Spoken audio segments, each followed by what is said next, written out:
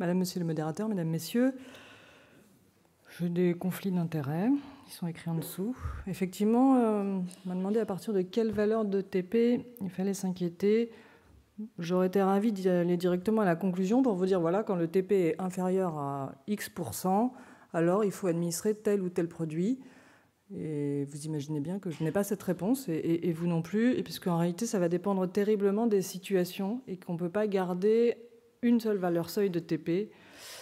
Je dirais même qu'accessoirement, la vraie question aujourd'hui, c'est dans quelle situation est-ce qu'on continue de faire des TP et est-ce que c'est pertinent parce que ça permet de répondre à une question. Je vais donc discuter de ces points. Alors, je n'avais pas imaginé une seule seconde qu'un jour à la SFAR, j'allais présenter un tube bleu citraté et que pire que tout, après ça, je vais vous présenter la cascade de la coagulation. Mais ce n'est pas moi qui ai décidé du sujet. Donc un TP, comment on s'y prend? On prélève effectivement un tube citraté, un tube bleu. Il a une particularité, c'est un volume d'anticoagulant et 8 volumes de sang. Et si vous n'avez pas le bon volume de sang, vous avez déjà un faux pourcentage. C'est le premier problème. Ce prélèvement, on va l'envoyer au laboratoire, il va être centrifugé. Ça va prendre au moins 20 minutes. Et c'est le deuxième problème. Quand vous faites un TP, ça prend du temps pour avoir un résultat. Donc vous n'allez même pas savoir quoi faire à la fin. Une fois que vous avez votre tube avec du plasma pauvre en plaquettes, le laboratoire le met dans l'automate et déclenche la coagulation à l'aide de phospholipides, de facteurs tissulaires et de calcium. L'idée étant de déclencher la cascade pour pouvoir analyser un groupe de facteurs et avoir une idée de la coagulation du patient. On est très très loin de ce qui se passe à l'intérieur de votre patient et c'est aussi une des limites du test. Tout ça se fait en présence de calcium à 37 degrés. Ça vous rend un résultat, vous le voyez en bas à droite, en TQ, un temps de quick, 11 à 13 secondes, qui est finalement encore un test qui, sous cette forme, on utilise assez peu en France. Nous, on le convertit en TP. On est presque les seuls dans la littérature internationale à utiliser le TP. Donc ça crée des difficultés quand on lit la littérature pour interpréter les résultats. Et la valeur normale, puisqu'il fallait discuter de quand s'inquiéter, c'est 70 à 130%. Donc déjà, dans ces limites-là, on est censé ne pas s'inquiéter. C'est le premier pas. Pour réussir à interpréter les valeurs du TP, TP qui est un test global qui s'intéresse à plusieurs facteurs de la coagulation, il faut nécessairement reprendre la question de la cascade de la coagulation, qu'une représentation schématique qui est très loin de la vraie vie et de ce qui se passe dans le patient, mais qui permet de comprendre ce que c'est que le TP et le TCA. Il faut juste imaginer que les facteurs de la coagulation ils vont s'activer à la surface des plaquettes sur la couche phospholipidique en présence de calcium. C'est d'ailleurs pour ça qu'en traumatologie, on parle de plus en plus de l'intérêt de monitorer la calcémie et de vérifier que la calcémie est correcte. Qu'est-ce qui se passe? Au moment de la lésion vasculaire, le facteur tissulaire qui était à l'intérieur de la paroi du vaisseau est démasqué, se retrouve au contact du sang total circulant, rencontre quelques traces de facteur 7 activé, et ce complexe facteur tissulaire, facteur 7 activé va permettre d'activer le 10 en 10 activé, qui lui va se précipiter sur la prothrombine, le facteur 2, pour l'activer en 2A, qui est la thrombine. Et ces premières traces de thrombine vont permettre d'un côté d'activer les plaquettes, très important, puisque tout se passe à la surface des plaquettes, et puis surtout la thrombine va avoir la capacité d'amplifier sa propre formation. Les premières traces de thrombine vont permettre de générer ensuite une grande quantité de thrombine. Pour attaquer cette phase d'amplification, eh bien, la thrombine va activer le 11 en 11A, qui lui-même va activer le 9 en 9A, qui va activer le 10, et nous revoilà partis pour un nouveau cycle. C'est pour ça que la génération de thrombine devient importante à cette phase. En plus de ça, les premières traces de thrombine formées vont activer le 8 en 8A, c'est le cofacteur du facteur 9, et puis le 5 en 5A, qui est le cofacteur du facteur 10. Et c'est pour ça qu'on obtient une grande quantité de thrombine à cette étape. Et cette grande quantité de thrombine va permettre de transformer le fibrinogène en fibrine, former le fameux réseau de fibrine qui, associé au clou plaquettaire, va permettre la formation du caillot. Quand on regarde le schéma, on comprend que finalement, s'il manque un facteur de la coagulation, si un d'entre eux est déficient, la cascade est altérée et on va se retrouver avec un syndrome hémorragique potentiel. J'attire votre attention sur, en haut à gauche, les facteurs de la phase contact. Vous noterez que le facteur 12, lui, ne rentre pas dans cette affaire d'amplification par la thrombine. Et puisqu'il ne rentre pas dans cette affaire d'amplification par la thrombine, on comprend bien que les déficits en facteur 12 ne font pas saigner. Ils allongent le TCA, perturbent l'anesthésiste quand ils découvrent le bilan, mais ne font pas saigner. Donc le déficit en facteur 12, ce n'est pas le sujet. Si on veut réussir à interpréter le TP dans cette affaire, donc le TCA en rose, le TP de l'autre côté, il faut s'intéresser aux facteurs qui sont explorés par le TP, par la voie exogène. Donc on se retrouve à explorer le facteur 7, et puis les facteurs de la partie commune, le 10, le 5, le 2 et le fibrinogène. Dans le TP, finalement, ce qui est différent du TCA, c'est uniquement le facteur 7. Le reste, c'est les facteurs communs. Ensuite, on reprend les cours de quand on était externe sur la réflexion de qu'est-ce que c'est qu'un temps de quick allongé ou un TP bas. Donc, on a défini la normalité, 70 à 130%. Donc, on commence à réfléchir à savoir si peut-être on s'inquiétera quand on est passé sous la barre des 70%. On regarde le TCA pour savoir s'il est normal ou allongé. Supposons qu'il soit normal, c'est la partie de gauche de l'algorithme. S'il est normal, il ne restait que le facteur 7 qui était spécifique du TP. Donc on s'intéresse à savoir si ce facteur 7 a des bonnes raisons d'être baissé. Est-ce qu'on a un déficit constitutionnel? C'est super rare, ce n'est pas le sujet. Est-ce que par hasard, le patient n'aurait pas débuté un traitement par AVK? Ou surtout, est-ce qu'il ne serait pas carencé en vitamine K, puisque au tout départ du traitement par AVK, c'est d'abord le facteur 7 qui baisse, pour une raison simple, c'est que les facteurs de coagulation n'ont pas tous la demi-vie. La même demi-vie. Le facteur 7, il n'a que 6 heures de demi-vie. C'est pour ça que c'est le premier qui baisse. Alors que si vous regardez le facteur 2, lui, c'est 72 heures de demi-vie. Il va rester là plus longtemps. Si vous passez sur la partie de droite, le temps de quick est allongé, votre TP est inférieur à 70%, vous regardez votre TCA, il est modifié aussi. Là, vous allez pouvoir vous intéresser aux facteurs de la voie commune. Il y en a beaucoup plus auxquels il faut s'intéresser dans cette situation. Soit un seul d'entre eux est diminué, de nouveau, ça peut être une anomalie congénitale, et je le redis, les déficits congénitaux, c'est super rare, donc un patient adulte qui a déjà été exposé à la vie et à la chirurgie qui ne sait pas qu'il a un déficit congénital, c'est vraiment exceptionnel. Soit vous avez plusieurs facteurs diminués, soit c'est tous les facteurs, et là ça va nous intéresser, c'est potentiellement la coagulopathie de consommation de l'hémorragie ou une insuffisance hépatocellulaire, soit vous n'avez que les facteurs vitamino-K dépendants, 2, 7, 9, 10, et dans ce cas vous allez chercher un traitement par AVK ou une hypovitaminose K. Bon, après toutes ces réflexions passionnantes, la vraie question, c'est si je vous dis 50% de TP, comme ça, paf, sans vous donner la situation, est-ce qu'on peut considérer que ça correspond au même niveau de risque hémorragique? Ou est-ce que ça dépend des situations? Cette diapositive, elle sert à ça. Elle sert à illustrer que 50% de TP, si on ne sait pas la situation, ce n'est pas comparable. La partie de gauche, c'est le déficit d'un seul facteur et l'impact de l'intensité de ce déficit d'un seul facteur sur l'INR. Au milieu, c'est uniquement les facteurs vitamino-K dépendants qui sont déficitaires, et à droite, c'est tous les facteurs de la coagulation. Si vous regardez à gauche, vous notez en premier lieu qu'on peut avoir un déficit important d'un facteur de la coagulation avant même que ça commence à impacter le TP. 30% de déficit d'un facteur et votre TP il est toujours inférieur à 1,5. Enfin, votre INR est toujours inférieur à 1,5. Ça peut rester longtemps normal, le TP, quand vous avez un facteur déficitaire. Alors qu'on dit toujours que quand il y a un facteur déficitaire, on va s'inquiéter quand on va passer sous le déficit de 30%. Un déficit d'un facteur à plus de 30% s'associe à un risque hémorragique. Et bien, ce n'est même pas détecté par le TP. Comment on fait pour s'inquiéter dans ces conditions? Regardez au milieu, les facteurs vitamino-K dépendants. Là, si on dit qu'il y a un déficit d'à peu près 40% des facteurs vitamino-K dépendants, ça y est, on a atteint le fameux INR de 1,5. Donc on n'a déjà plus les mêmes intensités de risque hémorragique entre la gauche et le milieu. Maintenant, si on fait baisser tous les facteurs, comme dans un syndrome hémorragique d'un traumatisé ou de bloc opératoire, vous noterez qu'on va atteindre l'INR à 1,5 pour une intensité de déficit moindre, 50% de déficit, et on a déjà passé la barre des 1,5. Donc la valeur du TP, si on ne la contextualise pas, ne nous permet pas de nous inquiéter. Et une même valeur de TP ne représente pas le même risque hémorragique. Il faut recontextualiser. Je vais donc discuter de 3-4 situations. Le préopératoire. Quand est-ce qu'on s'inquiète de la valeur du TP en préopératoire? Jamais, parce qu'on n'est pas censé faire un TP. C'est les recommandations en tout cas. La SFAR en 2012 disait qu'il n'est recommandé de ne pas prescrire de façon systématique un bilan d'hémostase chez les patients dont l'anamnèse et l'examen clinique ne font pas suspecter un trouble d'hémostase. Et c'est en rouge le plus intéressant, quel que soit le grade ASA, quel que soit le type d'intervention, quel que soit l'âge de ces patients, et si vous passez à la ligne d'après, quel que soit le type d'anesthésie choisi, pas de TP-TCA systématique, que ce soit une anesthésie générale, une anesthésie neuraxiale, un bloc périphérique ou des techniques combinées. Et si on n'en fait pas, on ne s'inquiète pas, c'est l'avantage.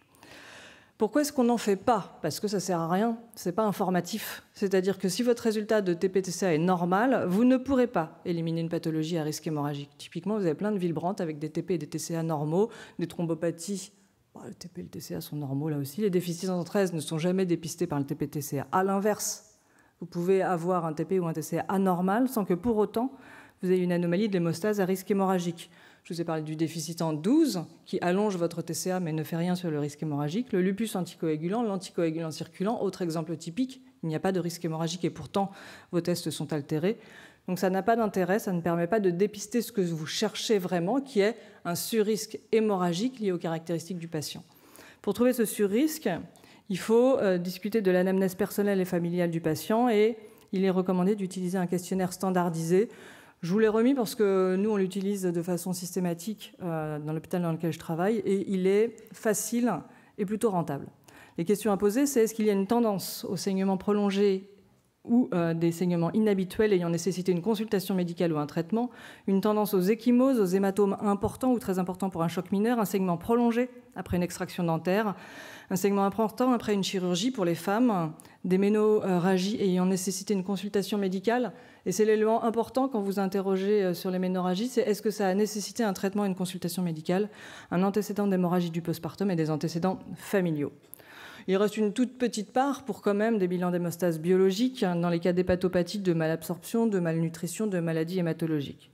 Finalement, en préopératoire, on ne fait pas de bilan systématique, pas de TP-TCA, ça évite de s'inquiéter. Et dans les rares fois, on se retrouve effectivement avec un TP parce que le chirurgien l'a prescrit et qu'il est anormal, eh bien, il va falloir effectivement aller au bout de la réflexion et savoir pourquoi il est anormal. C'est plus le moment de dire je ne devais pas en faire, je le mets sous le tapis et ça ira bien.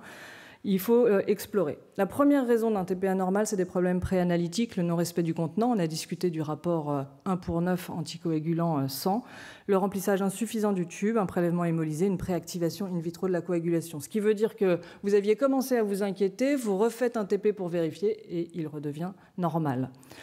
En faisant ce topo, j'ai réalisé que des valeurs élevées de fibrinogène en plein syndrome inflammatoire peuvent altérer votre TP.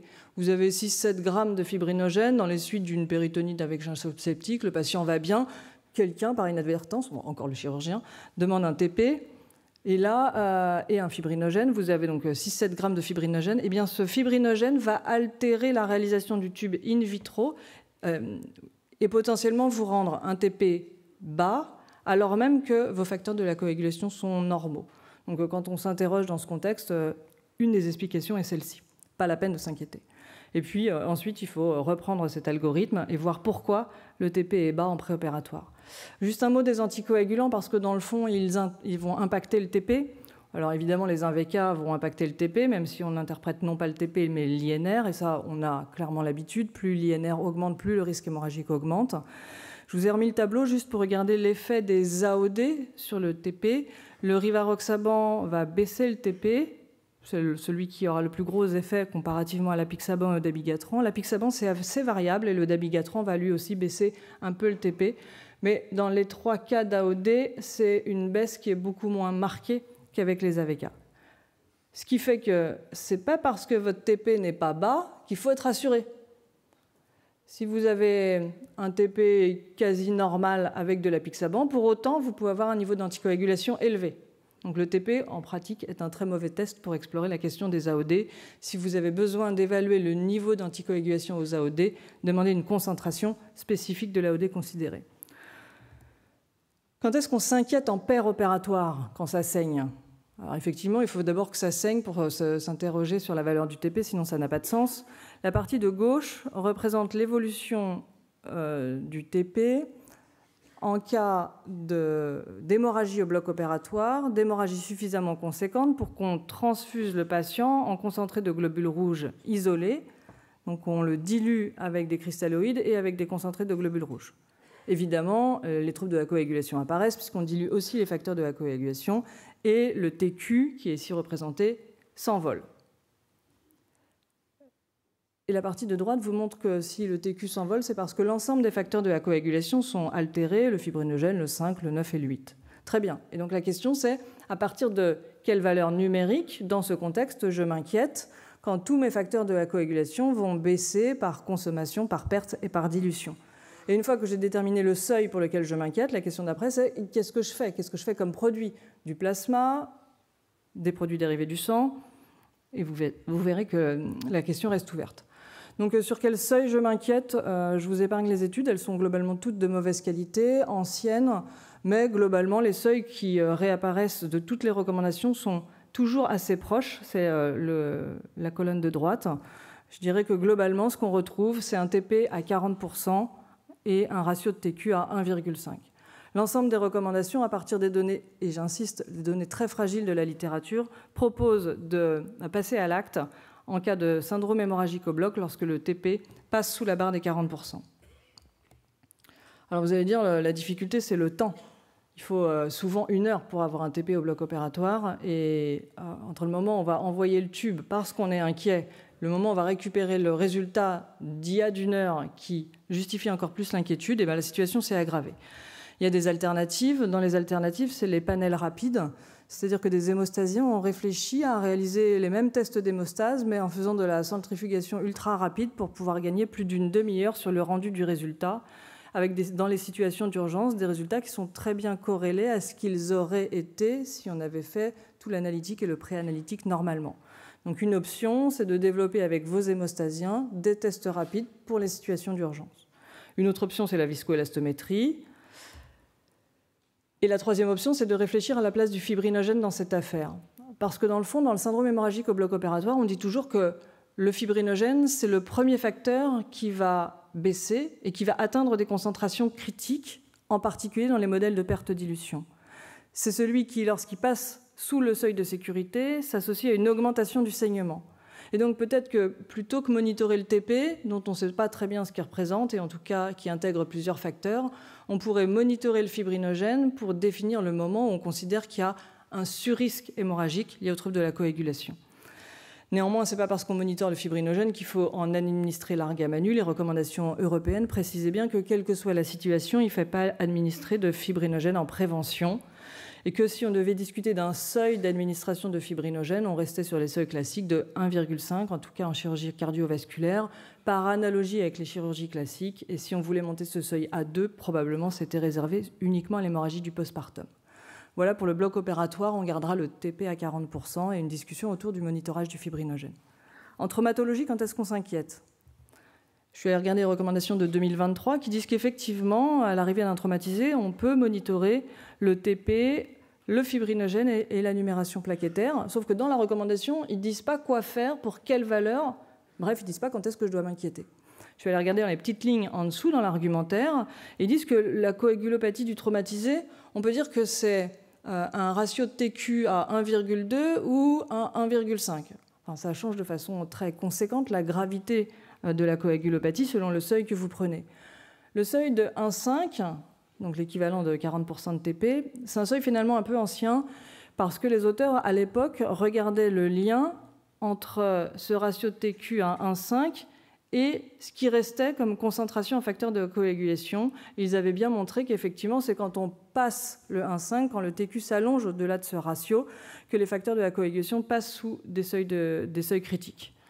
Sauf que depuis ça, il y a une littérature abondante qui montre que probablement on pourrait considérer des seuils plus bas, qu'on pourrait considérer des ratios de TQ à 1,2, ce qui nous ramène à un TP à peu près à 70%, essentiellement sur des associations entre ce ratio de TQ supérieur à 1,2 et une augmentation des besoins transfusionnels, ce ratio de TQ supérieur à 1,2 et l'association au pronostic et à la mortalité, comme vous le voyez ici. Puisque quand on passe au seuil de 1,2, on transfuse plus et que le malade meurt plus, c'est probablement à ce seuil-là qu'il faut augmenter l'intensité des soins, transfuser du plasma ou des médicaments dérivés du sang en fonction des choix qu'on a faits. Là encore, on se pose la question de comment est-ce qu'on obtient rapidement des résultats. Est-ce qu'on fait un panel d'urgence avec les hémostasiens? Est-ce qu'il y a une place pour les tests de viscoélastométrie qui permettent d'avoir des résultats rapides et qui sont implantés de plus en plus dans nos déchocs, avec des résultats, pour le coup, dans la littérature qui sont assez variables sur la place de la viscoélastométrie. J'ai sorti un des derniers, qui est une étude multicentrique anglaise des traumatisés qui sont pris en charge avec, à l'arrivée, soit de la viscoélastométrie, soit des tests standards. Les auteurs s'étaient intéressés à la mortalité et au recours aux besoins transfusionnels. L'étude est négative. le bras de patient qui est pris en charge avec de la viscoélastométrie n'a pas un meilleur pronostic que les autres. Alors on peut discuter de comment on en arrive là. Grosso modo, les gens qui pensent que la viscoélastométrie est probablement une solution d'avenir disent il faut des études complémentaires, et je suis assez partisane de ça. Peut-être qu'on a trop trié les patients, peut-être qu'il faut réfléchir. En tout cas, ça permet d'avoir des résultats rapides et de construire une réflexion sur des valeurs numériques, ce qui est un vrai avantage. Voilà pour la traumatologie. Je finirai avec le cirrhotique, essentiellement pour dire que ne regardez pas la valeur du TP, vous allez vous inquiéter, mais vous inquiétez pour rien, parce que la valeur du TP n'est pas porteuse de sens dans la cirrhose. Essentiellement parce que dans le fond, il y a à la fois les facteurs procoagulants et les facteurs anticoagulants qui baissent au cours de la cirrhose. Vos facteurs procoagulants sont bas. Puisque c'est ce que vous monitorez avec le TP, le TP est bas aussi. Vous auriez envie de vous inquiéter. Sauf qu'en parallèle, les facteurs anticoagulants sont bas aussi. Donc dans la balance, on est à l'équilibre. Sauf que vos facteurs anticoagulants, ils ne sont pas captés par le TP. Le TP, lui, il n'a vu qu'un des deux côtés. Donc, vous avez 35% de TP, vous êtes inquiet, et pour autant, vous n'avez pas intégré l'autre côté de la balance qui a baissé aussi. C'est pour ça qu'on parle d'hémostase rebalancée chez le cirrhotique, et qu'on considère que les valeurs de TP, d'INR, de TCA ne permettent pas de prédire le risque hémorragique, et qu'on est quand même bien ennuyé. La question est comment on fait ? Alors, les hémostasiens disent « Faites des temps de génération de thrombine, vous pourrez interpréter le potentiel endogène de thrombine ». Enfin, en urgence au bloc opératoire, ce n'est pas totalement simple. Là encore, on en revient à discuter de la viscoélastométrie, qui semble être une solution chez le cirrhotique et en particulier dans la transplantation hépatique, avec une économie de produits sanguins en rouge et en plasma et un peu plus de fibrinogène. En tout cas, un certain nombre de papiers qui commencent à s'entasser dans la cirrhose sur le bénéfice potentiel de la viscoélastométrie. Et ma modératrice pourrait en dire davantage sur le sujet. Je suis allée directement chercher les recommandations pour finir cette partie, qui précisent effectivement que des troubles modérés de l'hémostase sur des tests standards ne permettent pas de prédire le risque hémorragique, ne sont pas tellement interprétables, qu'il faut monitorer le fibrinogène, qu'il faut monitorer la numération plaquettaire et discuter de la place de la viscoélastométrie, ce qui fait que là, je n'aurai pas de seuil de TP à vous proposer pour vous inquiéter, juste renoncer au TP dans cette situation. C'est ma diapositive de conclusion. J'étais embêtée pour conclure, parce que clairement, c'est un test global qui a plusieurs facteurs dedans et qu'il est difficile à interpréter si on ne l'a pas contextualisé. Clairement, il faut faire attention aux conditions préanalytiques. Inutile de s'inquiéter pour rien, juste parce qu'on a mal rempli le tube. En préopératoire, il vaut mieux renoncer au TP-TCA. D'abord, c'est les recommandations et ensuite, ça n'est pas informatif. Il faut se méfier de l'impact des anticoagulants sur ces tests. Au bloc opératoire, mine de rien, quand on n'a pas de viscoélastométrie, je pense qu'on peut garder le seuil de 40% de TP comme déclenchement d'une prise en charge, en tout cas si on souhaite transfuser du plasma, mais y associer le monitorage du fibrinogène qui baisse plus précocement que les autres facteurs en gardant le seuil de 1,5 comme seuil de déclenchement de l'administration de concentré de fibrinogène en cas d'hémorragie. Il faut que le patient saigne pour que ça ait du sens. En traumatologie, les seuils ont été modifiés. Aujourd'hui, c'est plutôt un RTQ à 1,2 si on utilise des tests standards et pas de la viscoélastométrie. Mais peut-être que l'avenir, c'est la viscoélastométrie. On manque d'études sur le sujet. Et puis l'idée, c'est ensuite de savoir qu'est-ce qu'on déclenche. Est-ce qu'on déclenche des médicaments dérivés du sang ou est-ce qu'on fait de la transfusion à haut ratio? Et pour aujourd'hui, c'est probablement une grosse partie du choix français qu'on fait. C'est en traumatologie, dans le choc hémorragique, c'est de la transfusion à haut ratio. Vous l'avez compris, dans la maladie hépatique et dans la cirrhose, laissez tomber le TP. On ne sait même pas à quelle valeur il faut s'inquiéter. Ça ne représente rien. Et en tout cas, l'hémostase étant rebalancée, c'est une fausse information. Et puis... clairement, vous l'avez vu, les données, elles sont fragiles. Il y a beaucoup de place pour la recherche clinique et donc, nous avons besoin de vous. Je vous remercie.